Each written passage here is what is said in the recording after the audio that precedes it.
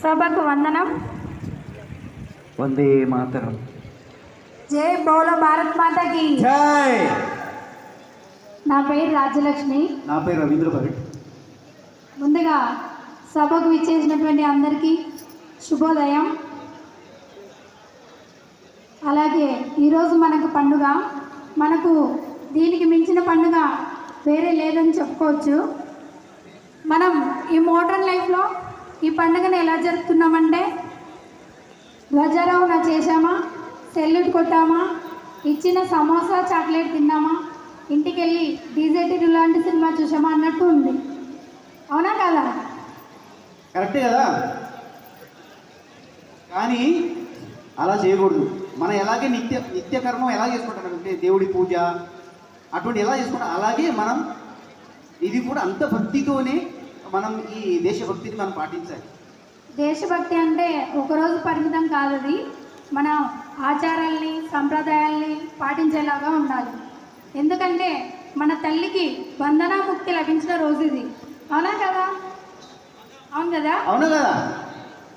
మనం దేవుణ్ణి ఎలాగైతే పూజిస్తున్నామో మన తల్లి అయిన భర్తమాతను కూడా అదే విధంగా పూజించాలి. మన తల్లి కన్నా గొప్ప దైవము లేదు, అలాగే పుట్టిన భూమి కన్నా గొప్ప ఆలయం లేదు. 1947 ఆగస్టు 15న మనకు భారతదేశానికి స్వాతంత్రం తిరిగి వచ్చింది.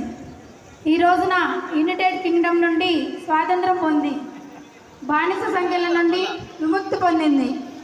భావిత పౌరులకు స్వాతంత్రాన్ని బహుమతి ఎంతోమంది ధైర్యం చేసి పోరాడి మనకు స్వాతంత్రాన్ని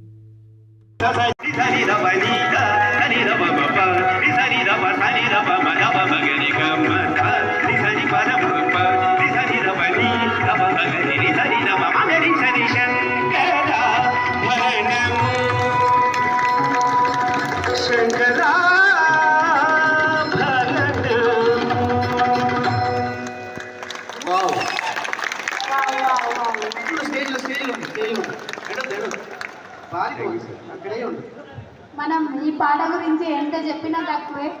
నిజంగానే ఓరియంట్ ఫ్యామిలీలో ఇంత గొప్ప గానగంధర్వుడు ఉన్నాడని ఇప్పుడే తెలిసింది. సో ఒక్కసారి రామకృష్ణ గారి కోసం చప్పట్లు. ఈ ఎంకరేజ్మెంట్ చాలా ఇంపార్టెంట్. మీరు ఎంత చప్పట్లు కొడితే అంత మంచి పర్ఫార్మెన్స్ వస్తూ ఉంటాయి. ఎలా ఉంది పట్టు సార్? ఈ మాటల రాదు నాకు చెప్పడానికి.